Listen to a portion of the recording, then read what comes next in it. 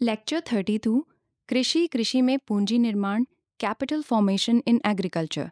कृषि में पूंजी निर्माण से तात्पर्य है कि कृषि से जुड़ी अवसंरचना में निवेश करना, जैसे बांधों का निर्माण, विद्युत गृहों का निर्माण एवं भूमि सुधार आदि। कृषि के क्षेत्र में पूंजी निर्माण हेतु सरकार द्वारा किए गए प्रयास, ग्रामीण सड़कें और ग्रामीण रोजगार कार्यक्रम जैसे प्रधानमंत्री ग्राम सड़क योजना तथा मनरेगा, बागवानी, फूलों की खेती, पशुपालन और मछली पालन के विकास के लिए सरकार द्वारा किया जाने वाला निवेश, कृषि बाजार और अवसंरचना के लिए किया गया निवेश जैसे ई नैम और एपीएमसी रार, मंडियों का निर्माण, जल निकायों की मरम्मत एवं उनकी बहाली पर किया गया निवेश, सूक्ष्म सिंचाई, सूक्ष्म वित्तीय और फसल जीवन बीमा एवं किसान क्रेडिट कार्ड पर दिया जाने वाला धन आदि सरकार द्वारा किए गए प्रयास हैं। ग्रामीण क्षेत्रों में सरकार नए विकास ध्रुवों का निर्माण कर रही है, जिससे गांवों में शहरी सुविधाएं उपलब्ध कराई जा सकेंगी। इस पर खर्च किया गया पैसा भी कृषि पूंजी निर्माण में शामिल होता है। नई उर्वरक सब्सिडी व्यवस्था मृदा को मजबूत बनाने वाले पोषक तत्वों पर आधारित है। चुनौतियां: सरकार वित्तीय दबाव में है, क्योंकि एक तरफ सरकार किसानों के कल्याण के लिए उर्वरक, खाद्य, विद्युत, तेल पर सब्सिडी प्रदान करती है, तो दूसरी तरफ कृषि के दीर्घकालिक विकास के लिए पूंजी निर्माण में निवेश की आवश्यकता भी होती है। आगे की राह: सरकार को कुछ क्षेत्रों में आगे बढ़कर तेजी से निवेश करना चाहिए, जैसे भूमि सुधार, वनीकरण, ग्रामीण सड़कों के विकास आदि। ऐसे क्षेत्र जहां तुरंत मुद्रीकरण हो सकता है, वहां निजी क्षेत्रों को निवेश के लिए प्रेरित करना चाहिए, जैसे कोल्ड स्टोर का निर्माण, नई मंडियों का निर्माण तथा सूक्ष्म वित्तीयन आदि। सरकार निजी क्षेत्रों को प्रेरित करने के लिए खुद आगे बढ़कर निवेश करे, क्योंकि उनका निवेश क्राउड इन इफेक्ट पैदा करेगा, जिससे प्राइवेट क्षेत्रों को निवेश के लिए प्रेरित करेगा। कृषि में संरचनात्मक परिवर्तन: किसान धीरे धीरे नकदी आधारित फसलों की तरफ आकर्षित हो रहा है। फल सब्जियों जैसे अधिक लाभ देने वाली फसलों की ओर बढ़ रहा है। किसान मुख्य फसलों से दूर जा रहे हैं और फल फूल मसाले आदि फसलों को अपना रहे हैं। श्रम आधारित कृषि का तीव्र मशीनीकरण हो रहा है। आय और शहरीकरण में वृद्धि के कारण पशु उत्पादों की मांग तेजी से बढ़ रही है, जिससे कृषि में पशुधन का हिस्सा बढ़ रहा है। भारत में कृषि मूल्य नीति: कृषि मूल्य नीति एक कल्याणकारी नीति है जो उचित दरों पर अनाज उपलब्ध कराकर इससे उपभोक्ताओं के हितों की भी रक्षा करती है। कृषि के विस्तार और खाद्य सुरक्षा के लिए कृषि को आकर्षक बनाना जरूरी है। इस आकर्षण के लिए ये आवश्यक है कि कृषि उत्पाद के लिए एक निश्चित मूल्य नीति अपनाई जाए। इस आधार पर जब खेती लाभप्रद होगी तो किसान उसमें निवेश करना चाहेगा और इसके लिए उसे नई प्रौद्योगिकी की भी आवश्यकता होगी, जो उसे कृषि उत्पाद के उचित मूल्य मिलने पर ही प्राप्त होगी। इन सभी स्थितियों को देखकर सरकार ने किसानों को आश्वासन दिया कि वो एक उचित कृषि मूल्य नीति लाएगी, जो किसानों को इस बारे में आश्वस्त करेगी कि वो अपने उपज को उचित मूल्य पर बाजार में बेच सकें तथा कृषि उपज पर लाभ प्राप्त कर सकें। न्यूनतम समर्थन मूल्य, मिनिमम सपोर्ट प्राइस।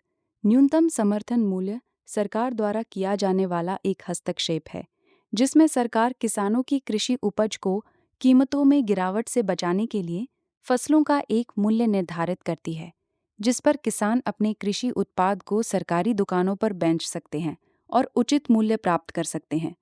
भारत सरकार कृषि लागत और मूल्य आयोग सीएसएपी की सिफारिशों के आधार पर बुवाई के मौसम की शुरुआत में विशेष फसलों के लिए न्यूनतम समर्थन मूल्य की घोषणा करती है। भारत सरकार भारतीय खाद्य निगम एफसीआई द्वारा न्यूनतम समर्थन मूल्य पर किसानों की कृषि उपजों की खरीदारी करती है। फसल और न्यूनतम समर्थन मूल्य: सरकार द्वारा 22 अनिवार्य फसलों के लिए न्यूनतम समर्थन मूल्य घोषित किया जाता है, जिसमें 6 रबी की फसलें होती हैं और 14 खरीफ की फसलें। साथ में 2 वाणिज्यिक फसलें भी शामिल होती हैं।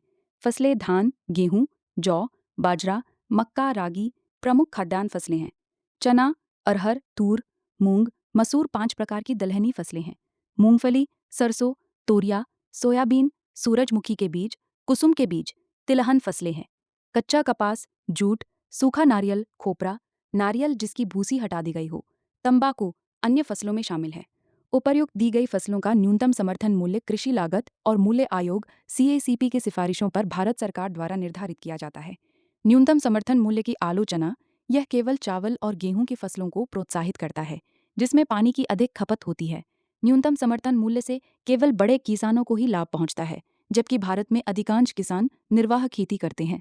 खाद्य सब्सिडी में बढ़ोतरी हो रही है और अब समय आ गया है कि न्यूनतम समर्थन मूल्य को युक्तिसंगत बनाया जाए, जिससे कृषि अवसंरचना पर खर्च किया जा सके।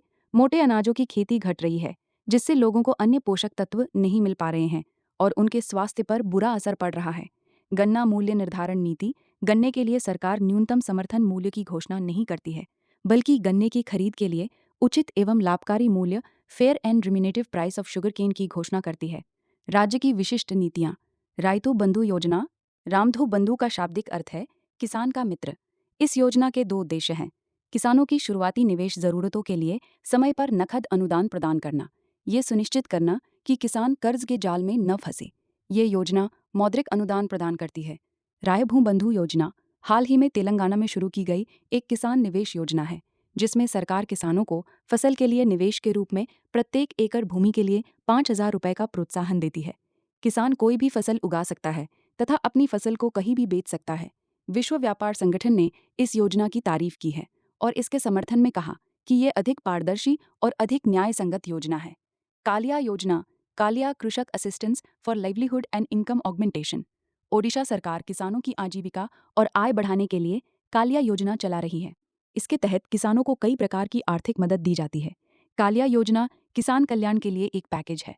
कालिया का अर्थ है आजीविका और आय वृद्धि के लिए कृषक सहायता। ये योजना ओडिशा सरकार द्वारा राज्य में कृषि समृद्धि में तेजी लाने और गरीबी को कम करने के लिए शुरू की गई है। कालिया योजना में मिलने वाला लाभ छोटे और सीमांत किसानों को प्रति परिवार प्रति वर्ष 25,000 रुपये की वित्तीय सहायता दी जाती है, ताकि किसान बीज, उर्वरक, कीटनाशक आदि खरीद सकें।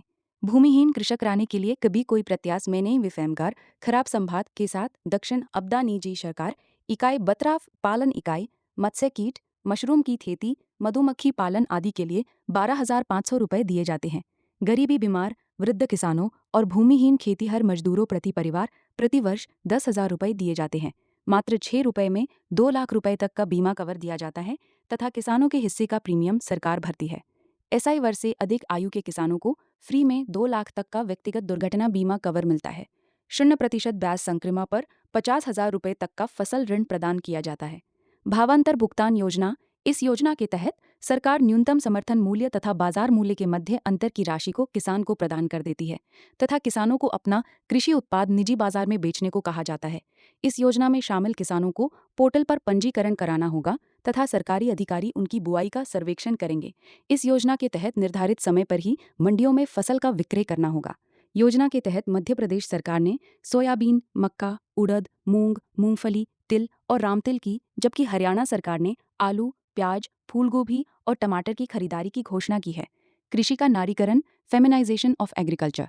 कृषि के नारीकरण का सामान्य अर्थ कृषि में महिलाओं की भागीदारी से लिया जाता है। वैश्विक संदर्भ में इसका अर्थ प्रगतिशील अर्थों में लिया जाता है, जो कि कृषि उत्पादन, वितरण तथा मूल्य वर्धन में महिलाओं की भागीदारी को सुनिश्चित करता है। भारतीय संदर्भ में कृषि के नारीकरण का विचार आर्थिक सर्वेक्षण 2017 तारातर में देखा गया, जिसके तहत पुरुषों के बढ़ते शहरी प्रवास के कारण कृषि में महिला कृषि श्रमिकों की संख्या बढ़ी है। इससे कृषि का नारीकरण हो रहा है। कृषि कार्यों में कटाई, बुनाई और पशुपालन में महिलाओं की संख्या बढ़ रही है। घर के कामों का बोझ और पुरुषों की तुलना में कम मजदूरी उनके दुखों को और बढ़ा देती है।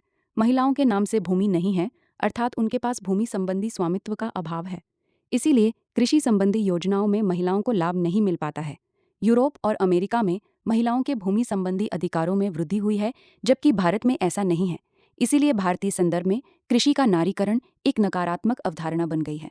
संयुक्त राष्ट्र ने आर्थिक विकास में महिलाओं की भागीदारी को बढ़ावा देने हेतु 15 अक्टूबर को अंतर्राष्ट्रीय ग्रामीण महिला दिवस या महिला किसान दिवस के रूप में मनाने की घोषणा की है। भारत सरकार ने भी इस संदर्भ में अनेक प्रयास किए हैं, जिन्हें निम्न प्रकार समझा जा सकता है। सभी कार्यक्रमों और विकास गतिविधियों में महिलाओं के लिए बजट का 30% अंश निर्धारित किया गया है। स्वयं सहायता समूहों के माध्यम से महिलाओं को सूक्ष्म वित्त से संबद्ध किया जा रहा है। कृषि विस्तार से जुड़ी योजनाओं में महिलाओं को प्रतिनिधित्व प्रदान किया जा रहा है। 15 अक्टूबर को राष्ट्रीय महिला किसान दिवस के रूप में मनाया जाता है। Lecture 33 Krishi Bog 02 Krishi Avasamrachana Kosh 10662099 Krishi Avasamrachana Kosh Central Sector Scheme Agriculture Infrastructure Fund के तहत सरकार ने 1 लाख करोड़ रुपए के वित्त पोषण की सुविधा दी. Lecture 33 कृषि भाग 02 कृषि अवसंरचना कोष 2020-2063 कृषि अवसंरचना कोष central sector scheme agriculture infrastructure fund के तहत सरकार ने 1 लाख करोड़ रुपए के वित्त पोषण की सुविधा दी गई है. इस कोष के तहत प्राथमिक कृषि समूहों पास, किसान उत्पाद संगठन, स्वयं सहायता समूहों, मार्केटिंग कोऑपरेटिव, संयुक्त देता समूहों तथा कृषि उद्यमियों को ऋण प्रदान किया जाता है. ये ऋण मूलतः पोस्ट हार्वेस्टिंग मैनेजमेंट इंफ्रा तथा सामुदायिक कृषि परिसंपत्ति के विकास हेतु दिया जाता है. कोष के तहत ऋण प्रदायगी का दायित्व गैर बैंकिंग वित्तीय संस्थान तथा बैंक दोनों को प्रदान किया गया है.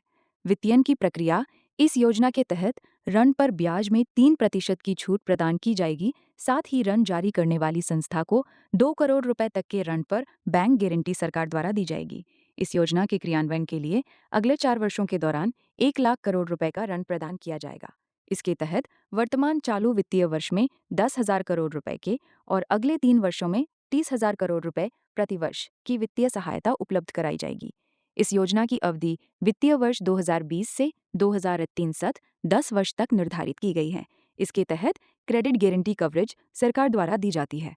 इस कोष के माध्यम से सभी प्रकार की कृषि अवसंरचना के लिए पैसा नहीं दिया जाएगा. केवल पोस्ट हार्वेस्टिंग और सामुदायिक कृषि संपत्ति के लिए इससे पैसा खर्च किया जाएगा. मूल्य स्थिरीकरण कोष भारत सरकार द्वारा प्याज और आलू जैसी वस्तुओं की मूल्य अस्थिरता को विनियमित करने के लिए 2014-15 में लाया गया था. 2014-15 उस वक्त 15-16 और 2016-17 के दौरान खराब होने वाली कृषि बागवानी वस्तुओं के मूल्य नियंत्रण के लिए बाजार हस्तक्षेप का समर्थन करता है. उद्देश्य मंडी में किसान संघों से सीधी खरीद को बढ़ावा देना, एक रणनीतिक बफर स्टॉक बनाए रखने के लिए जो जमाखोरी को हतोत्साहित करेगा, उचित मूल्य पर वस्तुओं की आपूर्ति सुनिश्चित करना जिससे उपभोक्ताओं को खाद्य वस्तुओं के मूल्यों में हो रहे उतार चढ़ाव से सुरक्षित किया जा सके. प्रक्रिया उपभोक्ता मामलों का विभाग इस कोष के द्वारा कृषि उपज का किसान के घर से मंडी तक खरीद सुनिश्चित करता है तथा जरूरत पड़ने पर विदेशों से भी आयात सुनिश्चित करता है. इन वस्तुओं को गोदामों और कोल्ड स्टोरेज में रखवाता है. जिन वस्तुओं की कीमतें बढ़ जाती हैं तो उपभोक्ता मामलों का विभाग वस्तुओं की बाजार तक पहुंच सुनिश्चित करता है. सूक्ष्म सिंचाई कोष माइक्रो इरिगेशन फंड सूक्ष्म सिंचाई को बढ़ावा देने के लिए वित्त मंत्री ने केंद्रीय बजट 2018 में नाबार्ड के साथ प्रारंभिक कोष के साथ एक विशिष्ट सूक्ष्म सिंचाई कोष MIF की स्थापना की घोषणा की. सूक्ष्म सिंचाई कवरेज के विस्तार के लिए अतिरिक्त संसाधन जुटाने के लिए राज्यों की सहायता हेतु 5,000 करोड़ रुपए प्रदान किए गए. भारतीय कृषि में फसल उत्पादन के लिए 80% ताज़ा पानी खर्च होता है, जिससे देश में जल संकट उत्पन्न हो रहा है. इस संकट के देखते हुए सरकार ने समाधान के लिए सूक्ष्म सिंचाई कोष की स्थापना की है, जो सूक्ष्म सिंचाई यंत्रों के उपयोग के लिए राज्यों को अनुदान प्रदान करेगा. वर्ष 2012, 2015 और 2016 के आवधिक सूखे के परिणाम स्वरूप भारत सरकार द्वारा सूक्ष्म सिंचाई को प्राथमिकता दी गई. सूक्ष्म सिंचाई कोष का प्रमुख उद्देश्य प्रधानमंत्री कृषि सिंचाई योजना, प्रति बूंद अधिक फसल PMKSY-PDMC के तहत उपलब्ध प्रावधानों से परे सूक्ष्म सिंचाई को प्रोत्साहित करने के लिए, किसानों को अतिरिक्त प्रोत्साहन प्रदान करने के लिए संसाधन जुटाने में राज्यों की मदद करना है.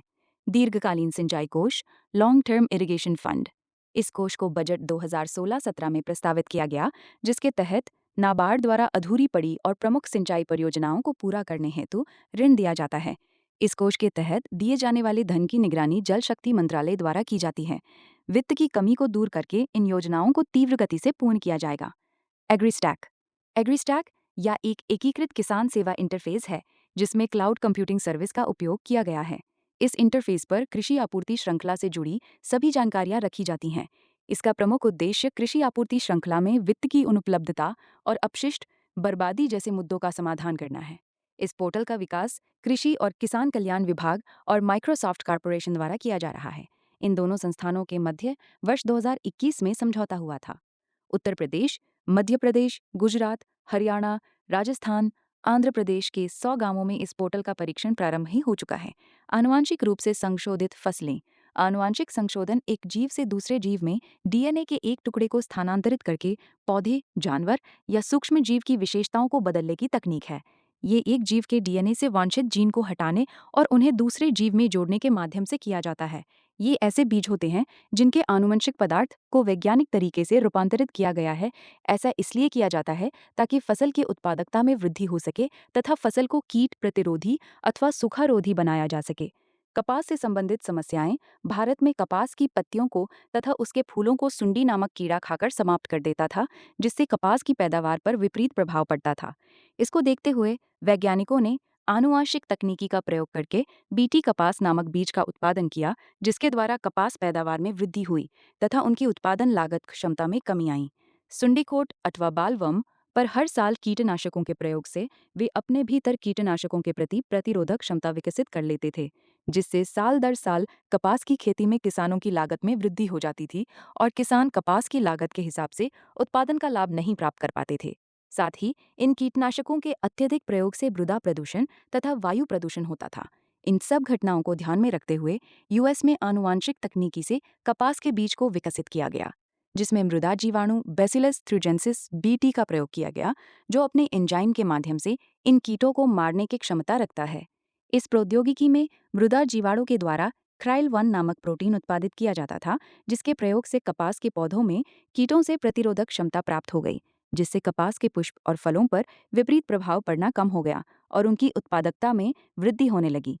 फलस्वरूप वर्ष 1996 में अमेरिका के बाजार से कपास के आनुवांशिक रूप से विकसित बीजों को उतारा गया, जिसे बीटी कपास कहा गया। वर्ष 2014 तक 28 देशों में तथा 28 मिलियन हेक्टेयर में इस प्रजाति से कपास की खेती होती है। भारत ने 2002 में बीटी कपास की खेती की अनुमति दी, जिसके फलस्वरूप 4 वर्ष के अंदर ही 2010 में भारत कपास के उत्पादन में विश्व के सबसे बड़े उत्पादक और निर्यातक के रूप में उभरा। Indian council of agricultural research ने 2005 में project on transgenic in crop शुरू किया गया, जिसके तहत अरहर, चना, ज्वार, आलू, बैगन, टमाटर और केले पर आनुवांशिक तकनीकी का प्रयोग करने के लिए अध्ययन किया जा रहा है, जिससे इनके आनुवांशिक रूप से संवर्धित बीजों को तैयार किया जा सके। दिल्ली विश्वविद्यालय में एक आनुवांशिक रूप से संवर्धित सरसों की प्रजाति का विकास किया गया है, जिसे धारा मस्टर्ड हाइब्रिड नाम दिया गया है। बीटी बैगन की प्रजाति सरकार national centre on plant biotechnology द्वारा किया गया है, जिसमें बीटी के क्राई-आई-फिल जीन को बैंगन के बीज में ट्रांसफर किया गया है। वर्ष 2020 में genetic engineering appraisal committee (GEAC) ने बीटी बैगन के क्षेत्र में परीक्षण की अनुमति दी है। पश्चिम बंगाल, बिहार, कर्नाटक, मध्य प्रदेश, झारखंड, छत्तीसगढ़, तमिलनाडु और उड़ीसा के कुछ क्षेत्रों में बीटी बैगन का परीक्षण किया जा रहा है। चिताएं आनुवांशिक रूप से संवर्धित बीज बहुत महंगे होते हैं। साथ ही साथ कंपनियां आनुवांशिक रूप से संवर्धित बीजों जीएम सीड के पुनः प्रजनन की क्षमता को समाप्त कर देती हैं, जिससे हर वर्ष इन्हें नया खरीदना पड़ता है। कीटों में इन जीएम फसलों के प्रति भी प्रतिरोधक क्षमता विकसित करने का डर बना रहता है। ये बीज सभी कीटों के लिए असर नहीं डालते हैं। ये कीटों के लक्षित समूहों को ही मारते हैं, जिसमें कभी कभी कीटों की लाभदायक प्रजातियां भी मर जाती हैं। अनेक विशेषज्ञों का मानना है कि बैंगन में आनुवांशिक संवर्धन के हस्तक्षेप की जरूरत नहीं है, क्योंकि भारत में 2500 प्रकार के बैंगन किस्मों की खेती की जाती है। इन्हें ही संरक्षित करके आगे बढ़ाना चाहिए। खाद्य प्रसंस्करण तात्पर्य। किसानों के खेत से लेकर उपभोक्ताओं की प्लेट तक खाद्य पदार्थ के पहुंचने में खाद्य जिन जिन प्रक्रियाओं से गुजरता है, उसे खाद्य प्रसंस्करण कहते हैं। सफाई, पैकिंग, रूपांतरण, प्रसंस्करण इकाई, आपूर्ति श्रृंखला, कोल्ड स्टोरेज और वेयरहाउसिंग आदि प्रक्रियाएं खाद्य प्रसंस्करण के प्रमुख साधन हैं। खाद्य प्रसंस्करण के प्रकार। प्राथमिक प्रसंस्करण कच्चे पदार्थों में थोड़ा परिवर्तन करके खाने के योग्य बनाया जाता है, जैसे सेब की सफाई करके उसकी पैकिंग करना। द्वितीयक प्रसंस्करण कृषि उत्पादों में इस प्रकार का बदलाव लाया जाता है कि उनकी भौतिक विशेषताएं ही बदल जाती हैं, जैसे कॉफी के बीज को कॉफी पाउडर में परिवर्तित करना, गेहूं से आटा और मैदा निकालना आदि। तृतीयक प्रसंस्करण कृषि एवं खाद्य उत्पादों को तुरंत खाने की स्थिति में लाना तृतीयक प्रसंस्करण की क्रिया में आता है, जैसे जूस, मुरब्बा, अचार, चिप्स, बेकरी के उत्पाद आदि। संभावनाएं। लोगों की लगातार बदलती जीवन शैली,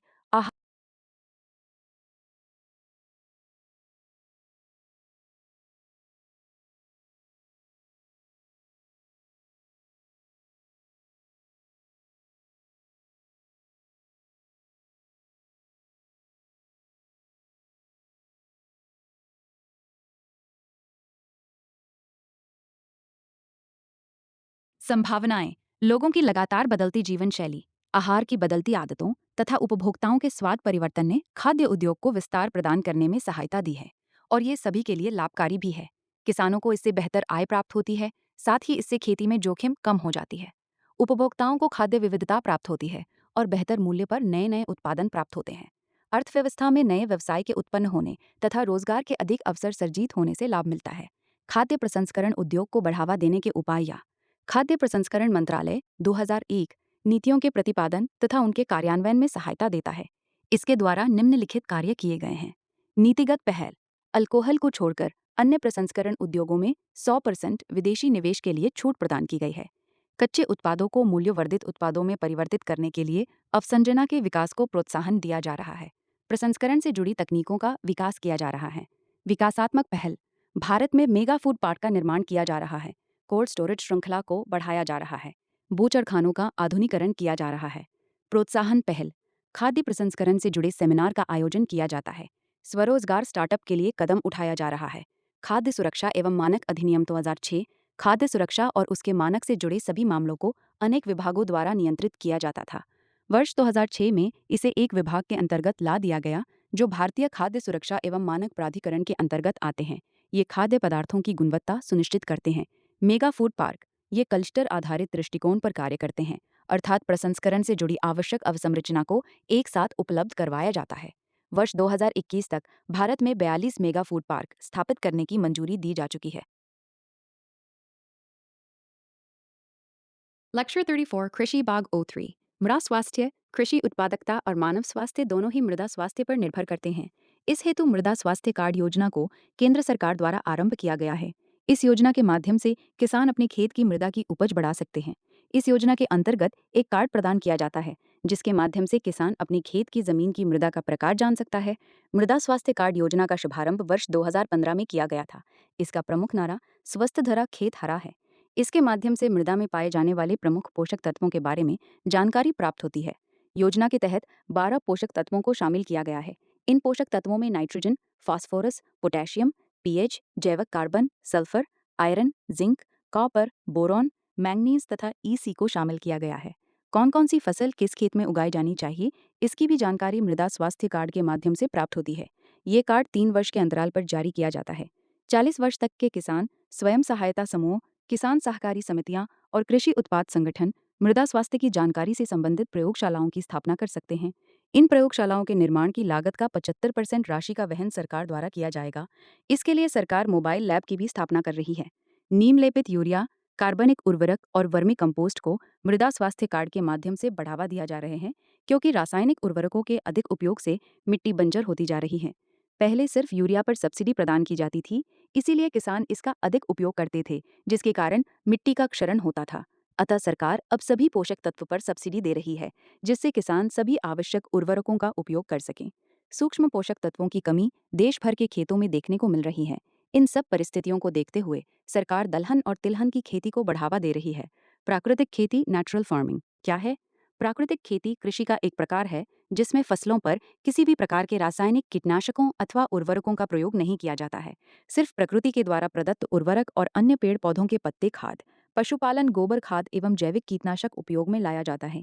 ये एक प्रकार से विविधीकृत कृषि प्रणाली है। इसे शून्य बजट खेती भी कहते हैं। इस क्षेत्र में सबसे ज्यादा सफलता दक्षिण भारत, विशेष रूप से आंध्र प्रदेश और कर्नाटक में प्राप्त हुई है। सुभाष पालेकर को इसका प्रमुख प्रेरणा स्रोत माना जाता है। प्राकृतिक खेती को बढ़ावा देने में इन्होंने दशकों तक संघर्ष किया। 2019-20 के बजट से प्राकृतिक खेती पर ज्यादा जोर दिया जा रहा है। प्राकृतिक खेती के लाभ। भारत में कृषि संकट के कारण छोटे पैमाने की खेती अलाभकारी होती जा रही है, क्योंकि किसानों के लिए कृषि लागत, निजीकृत बीज महंगे होते जा रहे हैं। इन परिस्थितियों में शून्य बजट खेती अथवा प्राकृतिक खेती एक व्यवहारिक समाधान प्रस्तुत करती है। इसे रोजगार और ग्रामीण विकास को बढ़ाने की संभावना के साथ लागत प्रभावी कृषि पद्धति के रूप में माना जाता है। प्राकृतिक खेती का सबसे तात्कालिक प्रभाव मिट्टी के जीव विज्ञान पर होता है। रोगाणुओं और अन्य जीवित जीवों जैसे कि केंचुओं पर मृदा स्वास्थ्य पूरी तरह से इसमें रहने वाले जीवों पर निर्भर करता है। ये बेहतर मृदा जीव विज्ञान, बेहतर कृषि जैव विविधता और बहुत कम कार्बन और नाइट्रोजन फुटप्रिंट्स के साथ पानी के अधिक विवेकपूर्ण उपयोग को सुनिश्चित करता है। यथार्थवादी कृषि ये सूचना प्रौद्योगिकी, जीपीएस, रोबोट, सेंसर, ड्रोन पर आधारित खेती है। ये आधुनिक कृषि क्रांतियों की तीसरी लहर का महत्वपूर्ण हिस्सा है, जिसमें मशीनीकरण और आनुवांशिक इंजीनियरिंग शामिल है।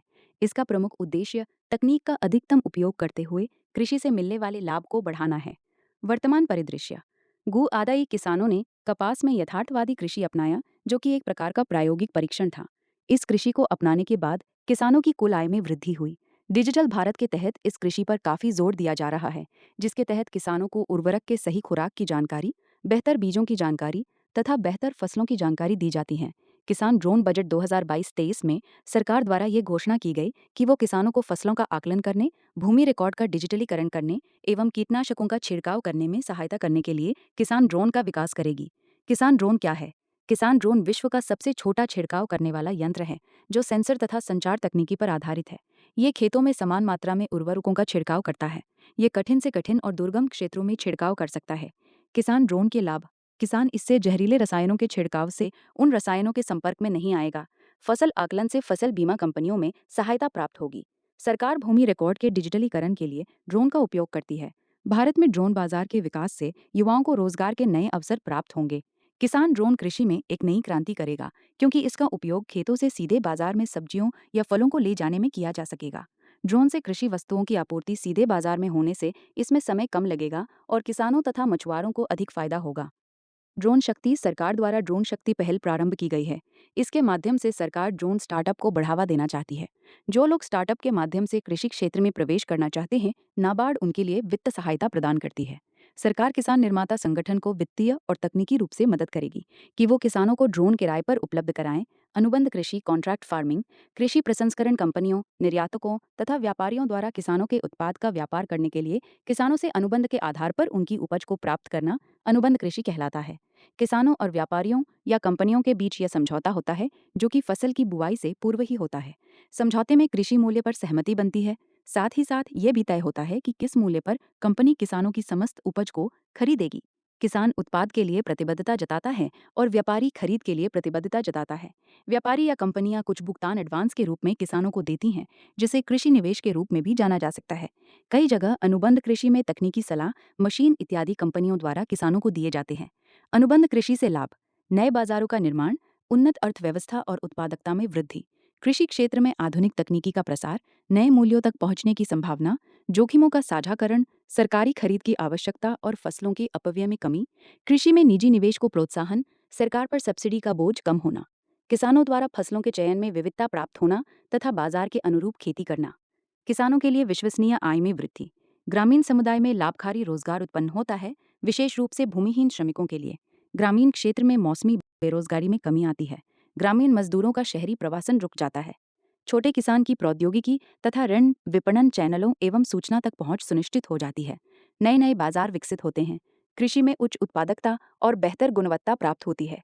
खाद्य प्रसंस्करण उद्योगों को सही समय पर और कम लागत पर गुणवत्ता युक्त कृषि उपज की प्राप्ति सुनिश्चित होती है। समस्याएं। ज्यादातर कंपनियां और व्यापारी बृहद स्तर पर उत्पादन चाहते हैं और बड़े किसानों से ही अनुबंध करना चाहते हैं। इस वजह से छोटे एवं सीमांत किसानों को इससे लाभ नहीं प्राप्त होता है। इससे मोनोकल्चर तथा मोनोक्रॉपिंग को बढ़ावा मिलेगा, जिससे अन्य पोषक फसलों की उपज का उत्पादन नहीं किया जाएगा और किसान वर्ष दर वर्ष एक ही फसल का उत्पादन करेंगे। इसका झुकाव बड़े किसानों के पक्ष में होता है। छोटे किसानों से खराब सौदेबाजी। नीति आयोग मॉडल के आधार पर अनुबंध कृषि अधिनियम ओ 2018 किसान को कमजोर वर्ग मानते हुए उनके हितों की विशेष रक्षा के लिए प्रावधान किया गया है। अनुबंध कृषि को एपीएमसी एक्ट से बाहर रखा गया। इसके संबंध में ब्लॉक स्तर पर एक समिति बनाई जाएगी, जो अनुबंध कृषि से संबंधित पंजीकरण और उनके रिकॉर्ड को रखेगी। किसानों की कृषि पर किसी स्थायी अवसंरचना के निर्माण पर रोक लगाया गया है। इसमें सिर्फ फसल की उपज पर दावा होगा, न कि भूमि पर। पंचायत स्तर पर कृषि सुविधा समूह की स्थापना की जाएगी, जो अनुबंध कृषि के विवाद निपटान में प्राथमिक सहयोग प्रदान करेगी। नोट: तमिलनाडु पहला राज्य है जिसने इसे स्वीकार करा है। लेक्चर 35। कृषि सब्सिडी एवं कृषि विपणन। कृषि सब्सिडी, एग्रीकल्चरल सब्सिडी, परिचय।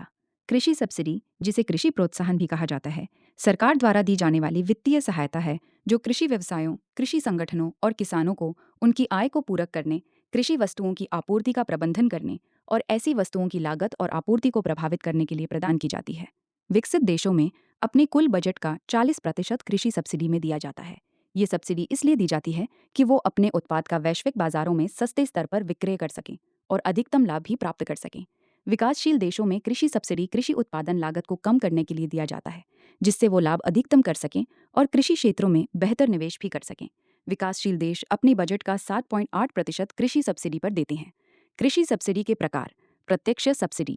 ये प्रत्यक्ष नगद भुगतान के रूप में दिया जाता है, जिससे किसानों की आय बढ़ती है और कृषि फसलों के लिए निवेश भी प्राप्त होता है, जैसे प्रधानमंत्री किसान सम्मान निधि के रूप में 6,000 रुपये की वार्षिक सहायता प्रदान करना।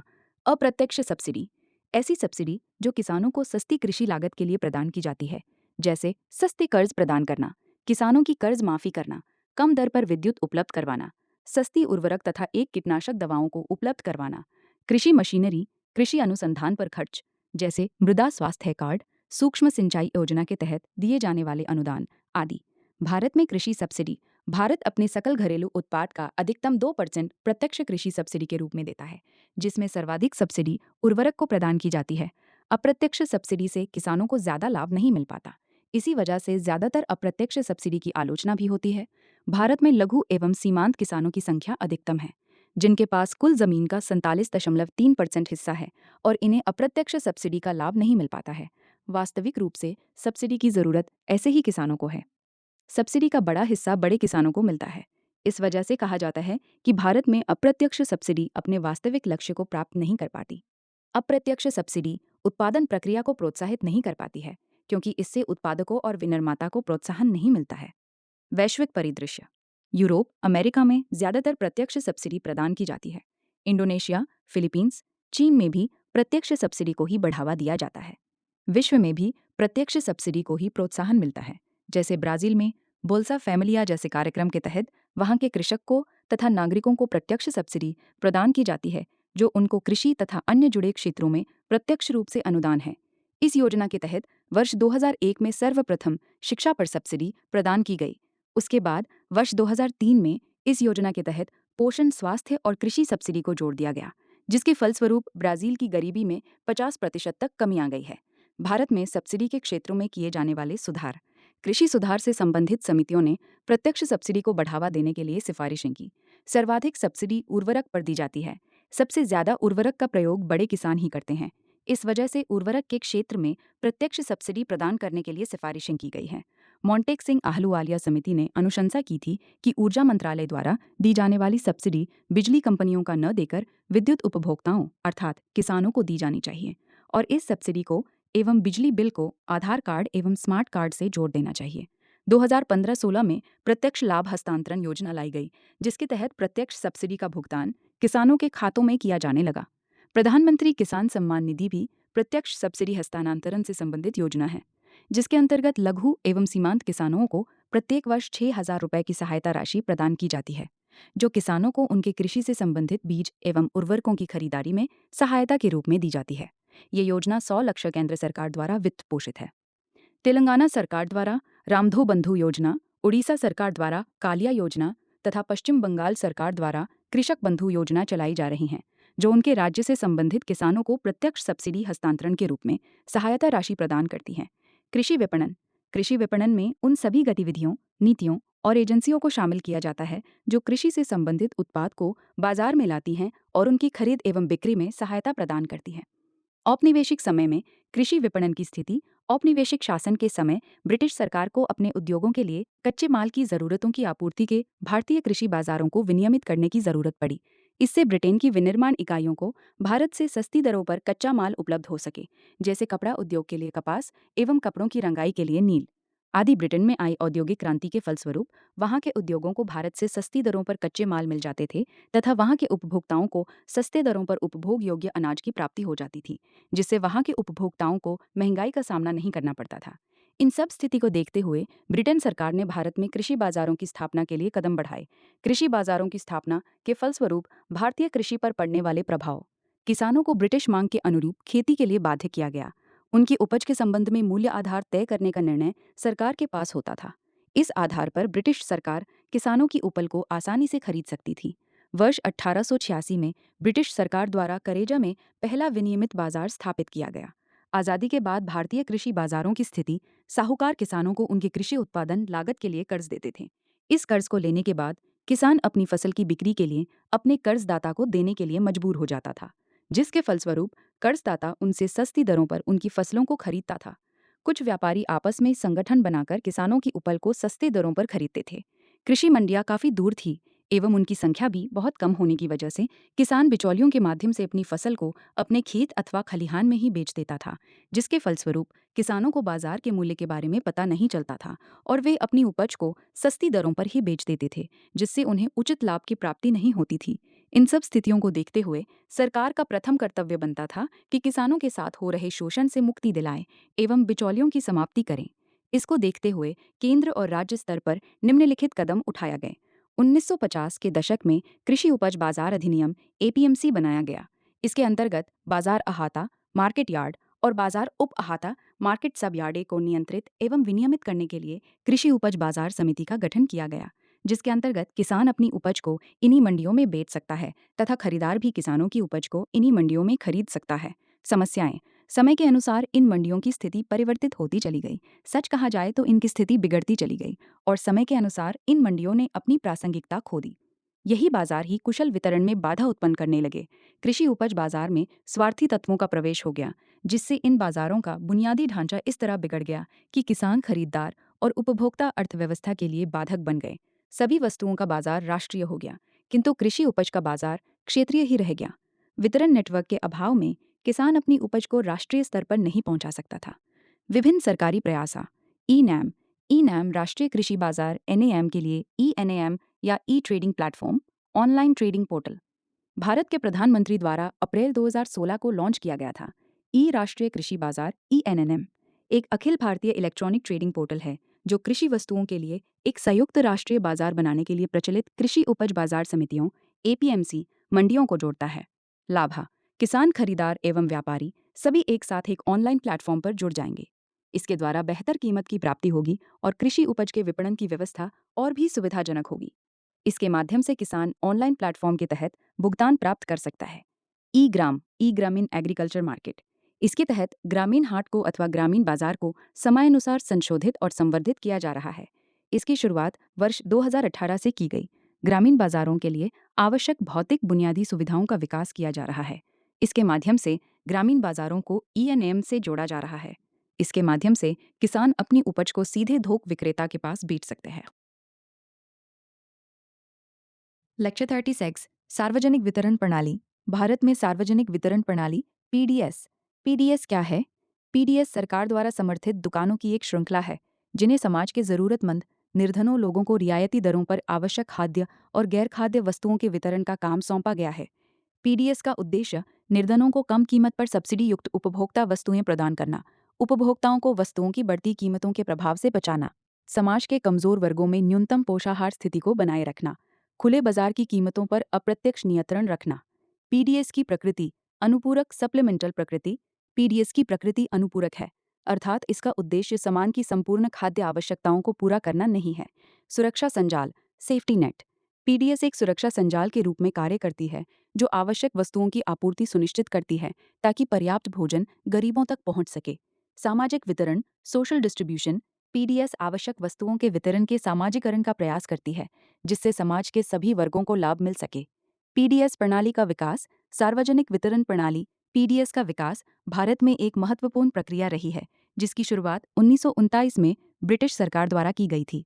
उस समय कुछ चुने हुए शहरों में गरीबों को रियायती दर पर अनाज उपलब्ध करवाया गया था। वर्ष 1943 में द्वितीय विश्व युद्ध के दौरान बंगाल में भयंकर अकाल पड़ा जिससे भारी संख्या में लोग भूख से मर गए। इस संकट के जवाब में 14 जनवरी 1945 को राशनिंग प्रणाली शुरू की गई जिसके तहत सरकारी दुकानों द्वारा अनाज का वितरण शुरू हुआ। वर्ष 1947 में देश की आज़ादी के बाद भारत के चुनिंदा क्षेत्रों में भूखमरी की कगार पर खड़े लोगों में अनाज का वितरण किया गया। वर्ष 1960 का दशक गंभीर खाद्य कमी का दौर था जब पूर्वी भारत में अकाल पड़ा और पूरे देश में खाद्यान्न की बढ़ती कीमतों से स्थिति गंभीर हो गई। इस समय के दौरान सरकार ने सार्वजनिक वितरण प्रणाली को व्यवस्थित करने के लिए कदम उठाए। वर्ष 1965 में भारतीय खाद्य निगम food corporation of India FCI की स्थापना की गई जिसका मुख्य कार्य अनाजों की खरीद, भंडारण और वितरण का प्रबंधन करना है। एफसीआई के माध्यम से पीडीएस को और अधिक सुदृढ़ और प्रभावी बनाया गया जिससे समाज के कमजोर और गरीब वर्गों को खाद्य सुरक्षा सुनिश्चित की जा सके। संशोधित सार्वजनिक वितरण प्रणाली इंटी 9D रिवैम्प्ड पीडीएस आरपीडीएस वर्ष 1990 में संशोधित सार्वजनिक वितरण प्रणाली आरपीडीएस के माध्यम से सार्वजनिक वितरण प्रणाली पीडीएस को मजबूत, सरल और अधिक कारगर बनाने की कोशिश की गई। आरपीडीएस के तहत पहाड़ी क्षेत्रों और दूरदराज के दुर्गम क्षेत्रों के निर्धनों तक खाद्यान्न पहुंचाया गया। इसके अंतर्गत उन क्षेत्रों को भी शामिल किया गया जहां विशेष कार्यक्रम चल रहे थे। मुख्य कार्य और कार्यक्रम: बाढ़ प्रवण क्षेत्र कार्यक्रम, बाढ़ प्रभावित क्षेत्रों में खाद्यान्न वितरण सुनिश्चित करना। समेकित जनजातीय विकास कार्यक्रम, जनजातीय क्षेत्रों में विकास कार्यक्रम के तहत खाद्यान्न की उपलब्धता बढ़ाना। मरुस्थल विकास कार्यक्रम, मरुस्थलीय क्षेत्रों में आवश्यक खाद्यान्न का वितरण। निर्दिष्ट पहाड़ी क्षेत्र विकास कार्यक्रम, पहाड़ी क्षेत्रों में विशेष विकास कार्यक्रम के तहत खाद्यान्न पहुंचाना। आरपीडीएस का उद्देश्य इन विशेष कार्यक्रमों के अंतर्गत आने वाले क्षेत्रों में अनाज के वितरण पर विशेष जोर देना था, ताकि वहां के निवासियों को पर्याप्त खाद्य सुरक्षा प्रदान की जा सके। लक्षित सार्वजनिक वितरण प्रणाली targeted public distribution system TPDS 1957 में लक्षित सार्वजनिक वितरण प्रणाली टीपीडीएस की शुरुआत की गई, जिसका मुख्य उद्देश्य निर्धन परिवारों पर ध्यान केंद्रित करना था। इस योजना के तहत 6 करोड़ निर्धन परिवारों को लाभान्वित करने का लक्ष्य रखा गया। इसके तहत केंद्र सरकार ने राज्यों को टीपीडीएस के माध्यम से अतिरिक्त अनाजों का आवंटन किया, ताकि राज्य गरीबी रेखा से ऊपर एपीएल के परिवारों को भी अनाज वितरित कर सके। टीपीडीएस के तहत एपीएल परिवारों को जो अनाज दिया गया वो गरीबी रेखा से नीचे बीपीएल परिवारों को दिए जाने वाले अनाज की तुलना में थोड़ी अधिक कीमत पर दिया गया। इस प्रकार टीपीडीएस का उद्देश्य निर्धन परिवारों को खाद्य सुरक्षा प्रदान करना और साथ ही एपीएल परिवारों की जरूरतों को भी पूरा करना था। अंत्योदय अन्न योजना, अंत्योदय अन्न योजना आई, अंत्योदय अन्न योजना आ एंजन योजना का शुभारंभ वर्ष 2000 में किया गया, जिसका उद्देश्य अत्यधिक गरीब लोगों को खाद्यान्न उपलब्ध कराना था। राष्ट्रीय सरमना सर्वेक्षण संगठन की रिपोर्ट के अनुसार देश की कुल आबादी का 5% हिस्सा दिन में 2 वक्त के भोजन के बिना रहता था। इस आबादी के हिस्से को भूखा कहा गया। टीपीडीएस को इस श्रेणी के प्रति अधिक केंद्रित और लक्षित बनाने के लिए एआईआई शुरू की गई। इसके तहत प्रत्येक परिवार को प्रति माह 35 किलो अनाज उपलब्ध कराया जाता है, जिसमें गेहूं 2 रुपये प्रति किलो और चावल 3 रुपये प्रति किलो की दर से दिया जाता है। वर्तमान स्थिति: एआईआई की पात्रता का विस्तार वर्ष 2005 में किया गया, जिससे 250 करोड़ परिवार इसमें शामिल हो चुके हैं। ये योजना समाज के सबसे गरीब वर्गों को ध्यान में रखकर बनाई गई है, जिनमें शामिल हैं गरीबों में गरीब विधवाएं और असाध्य रूप से बीमार लोग, विकलांग व्यक्ति और 60 वर्ष से अधिक आयु के लोग, भूमिहीन कृषि मजदूर और सीमांत किसान, ग्रामीण कारीगर और शिल्पकार जैसे कुम्हार, चर्मकार, बढ़ई, लोहार, बुनकर, झुग्गी झोपड़ी में रहने वाले लोग, अनौपचारिक क्षेत्र में दिहाड़ी मजदूरी करने वाले जैसे रिक्शा चालक, हाथ गाड़ी खींचने वाले, कूड़ा उठाने वाले, सभी आदिम जनजातियां। इस प्रकार अंत्योदय अन्न योजना का उद्देश्य अत्यधिक गरीब लोगों को सस्ते दर पर आवश्यक खाद्यान्न उपलब्ध कराना और उनकी खाद्य सुरक्षा सुनिश्चित करना है।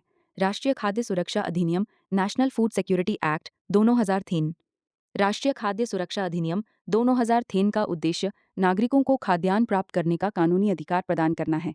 इस अधिनियम के तहत पात्र व्यक्तियों को प्रति व्यक्ति 5 किलोग्राम अनाज प्रदान किया जाता है, जिसमें गेहूं 3 रुपये प्रति बैरात किलोग्राम, चावल 2 रुपये प्रति किलोग्राम और गानी रुपये प्रति किलोग्राम की दर से उपलब्ध कराया जाता है। अधिनियम में गर्भवती महिलाओं और स्तनपान कराने वाली महिलाओं के लिए विशेष प्रावधान किए गए हैं। उन्हें गर्भावस्था के दौरान और बच्चे के जन्म के 6 महीने बाद तक आंगनबाड़ी केंद्रों पर निःशुल्क भोजन प्रदान किया जाएगा। इसके अलावा अंत्योदय अन्न योजना एएवाई के तहत प्रत्येक परिवार को पहले की तरह 35 किलोग्राम अनाज मिलता रहेगा। इस प्रकार राष्ट्रीय खाद्य सुरक्षा अधिनियम 2013 का मुख्य उद्देश्य देश के नागरिकों को खाद्य सुरक्षा सुनिश्चित करना और विशेष रूप से कमजोर वर्गों को पोषण संबंधी सहायता प्रदान करना है। प्रधानमंत्री गरीब कल्याण अन्न योजना कोविड-19 महामारी ने अप्रैल 2020 में प्रधानमंत्री गरीब कल्याण अन्न योजना की शुरुआत को प्रेरित किया, जो प्रारंभिक रूप से 1 वर्ष के लिए थी। कोविड की दूसरी लहर में इसकी अवधि 1 वर्ष और बढ़ा दी गई। यूनियन बजट 2023-24 में योजना का विस्तार 31 दिसंबर 2023 तक किया गया। इस योजना के तहत एनएफएसए के अंतर्गत उपलब्ध अनाज के अतिरिक्त प्रति व्यक्ति प्रति मिलियन जैम किलोग्राम गेहूं या चावल मुफ्त में उपलब्ध होगा।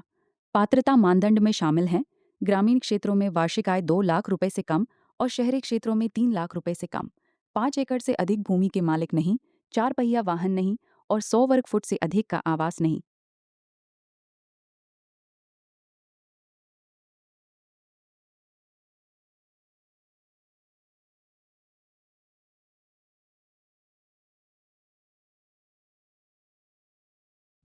Lecture 37, खाद्य सुरक्षा एवं बफर स्टॉक, सार्वजनिक वितरण प्रणाली पीडीएस की सीमाएं, बेघर और प्रवासी निर्धनों को सीमित लाभ।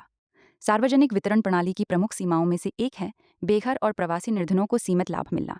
सार्वजनिक वितरण प्रणाली का लाभ उठाने के लिए राशन कार्ड की आवश्यकता होती है और राशन कार्ड के लिए आवास प्रमाण पत्र अनिवार्य होते हैं। इस कारण जो प्रवासी मजदूर और बेघर लोग हैं वे सार्वजनिक वितरण प्रणाली की सुविधा से वंचित रह जाते हैं। खाद्य सब्सिडी का बोझ, दूसरी महत्वपूर्ण सीमा खाद्य सब्सिडी का बोझ है। राष्ट्रीय खाद्य सुरक्षा अधिनियम 2013 लागू होने के बाद से खाद्य सब्सिडी का बोझ अत्यधिक बढ़ गया है। गरीबी रेखा से ऊपर लोगों को सार्वजनिक वितरण प्रणाली से खाद्यान्न खरीदने के लिए कोई विशेष प्रोत्साहन नहीं मिलता, जिसके परिणाम स्वरूप भारतीय खाद्य निगम के पास खाद्यान्न भंडारण बढ़ता जा रहा है। समृद्ध किसानों की लाबी के दबाव और वोट बैंक की राजनीति के कारण सरकार न्यूनतम समर्थन मूल्य को दिन प्रतिदिन बढ़ा रही है और अधिक खरीदारी कर रही है। खाद्यान्नों की खरीद, परिवहन, भंडारण और वितरण पर भारतीय खाद्य निगम द्वारा बहुत अधिक पैसा खर्च होता है। इस समस्त खर्चे को सरकार खाद्य सब्सिडी के माध्यम से पूरा करती है, जो कि करदाताओं का पैसा है। करदाताओं के बड़े वर्ग में इस बात को लेकर असंतोष है कि जो पैसा सरकार खाद्य सब्सिडी पर खर्च कर रही है उसे कृषिगत अवसंरचना पर खर्च किया जाना चाहिए ताकि भारत की खेती को आधुनिक बनाया जा सके। सार्वजनिक वितरण प्रणाली की परिणाम स्वरूप कीमतों में बढ़ोतरी। सरकार द्वारा प्रति वर्ष बड़ी मात्रा में खाद्यान्नों की खरीद के कारण खुले बाजार में खाद्यान्नों की कमी हो जाती है और खाद्यान्न महंगे हो जाते हैं। इससे वे लोग जिन्हें खाद्य सुरक्षा प्राप्त नहीं है उन्हें खाद्यान्न महंगे खरीदने पड़ते हैं। इसके परिणाम स्वरूप महंगाई बढ़ती है। फर्जी राशन कार्ड धारक। राशन कार्ड धारकों की पहचान की जिम्मेदारी ग्राम पंचायतों को सौंपी गई है। जिन राज्यों में ग्राम पंचायतें क्रियाशील नहीं हैं, वहां ये जिम्मेदारी सार्वजनिक वितरण प्रणाली डीलर की होती है। कई जगह देखने को मिलता है कि जो लोग गरीबी रेखा से नीचे बीपीएल में नहीं हैं, उनके भी राशन कार्ड हैं तथा कई लोग ऐसे भी हैं जो वास्तव में मौजूद नहीं हैं लेकिन उनके राशन कार्ड बने हुए हैं और वे लोग इस लाभ का फायदा उठा रहे हैं। सार्वजनिक वितरण प्रणाली में रिसावा। सार्वजनिक वितरण प्रणाली के तहत आने वाला अनाज का एक बड़ा हिस्सा गरीबों तक पहुंच ही नहीं पाता है। भ्रष्टाचार के कारण ये अनाज खुले बाजार में चोरी छिपे बेच दिया जाता है। योजना आयोग ने 2005 में एक अनुमान लगाया था कि सार्वजनिक वितरण प्रणाली के लिए निकाले गए अनाज में से 54% उचित मूल्य की दुकानों तक पहुंच ही नहीं पाया। एनएसएसओ ने 2011 में एक रिपोर्ट जारी की जिसके अनुसार 46.4% अनाज उचित मूल्य की दुकानों तक पहुंचा ही नहीं। हाल के सार्वजनिक वितरण प्रणाली में सुधार। हाल के वर्षों में पीडीएस में कई सुधार किए गए हैं। इनमें प्रमुख सुधारों में 23 करोड़ राशन कार्डों का डिजिटाइजेशन शामिल है। इसके अलावा 60% डिजिटाइज्ड राशन कार्डों को आधार से जोड़ा गया है।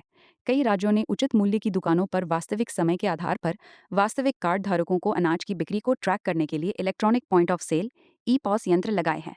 सार्वजनिक वितरण प्रणाली की वस्तुओं को ले जाने वाले ट्रकों की जीपीएस द्वारा निगरानी की जाती है। इसके साथ ही one nation one ration card ओनर से एस योजना भी लागू की गई है। One nation one ration card.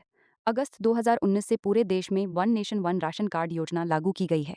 इसके तहत एनएफएस से 2013 के लाभार्थी पूरे देश में कहीं भी अपनी पसंद की उचित मूल्य की दुकान फेयर प्राइस शॉप से अपने हिस्से का राशन ले सकते हैं। देश की लगभग 87-87 प्रवासी श्रमिकों की है, इसलिए ये योजना उन सभी के लिए महत्वपूर्ण है जो रोजगार आदि कारणों से एक स्थान से दूसरे स्थान पर पलायन करते हैं। मेरा राशन मोबाइल एप्लीकेशन, जो 13 भाषाओं में उपलब्ध है, लाभार्थियों को रियल टाइम जानकारी प्रदान करता है। भारतीय खाद्य निगम, फूड कॉर्पोरेशन ऑफ इंडिया, भारतीय खाद्य निगम एफसीआई, खाद्य निगम अधिनियम 1965 के तहत स्थापित किया गया था। यह सार्वजनिक वितरण प्रणाली के तहत अनाज प्रदान करने वाली प्रमुख एजेंसी है। प्राथमिक कार्य। भारतीय खाद्य निगम के प्राथमिक कार्यों में खाद्यान्नों और अन्य सामग्री की खरीद, भंडारण और वितरण शामिल है। इसका मुख्य उद्देश्य किसानों को प्रभावी मूल्य समर्थन प्रदान करना और यह सुनिश्चित करना है कि उपभोक्ताओं को सरकार द्वारा निर्धारित मूल्य पर खाद्यान्न प्राप्त हो रहे हैं। इसके अलावा भारतीय खाद्य निगम बाजार में स्थिरता बनाए रखने के लिए रणनीतिक रिजर्व भी रखता है। एफसीआई के पुनर्गठन पर उच्च स्तरीय समिति की अनुशंसाएं। 2014 में शांता कुमार की अध्यक्षता में एक समिति का गठन किया गया जिसने 2015 में अपनी रिपोर्ट प्रस्तुत की। इस रिपोर्ट की मुख्य सिफारिशें निम्नलिखित हैं। भारतीय खाद्य निगम को सरकारी खरीद का कार्य उन राज्यों को सौंप देना चाहिए जिन्होंने पर्याप्त अनुभव प्राप्त कर लिया है, जैसे पंजाब, हरियाणा, उत्तर प्रदेश, छत्तीसगढ़ और आंध्र प्रदेश। भारतीय खाद्य निगम को उन राज्यों पर फोकस करना चाहिए जहां किसान न्यूनतम समर्थन मूल्य से कम कीमतों पर अपनी फसल बेचते हैं, जैसे बिहार, झारखंड, असम और पश्चिम बंगाल।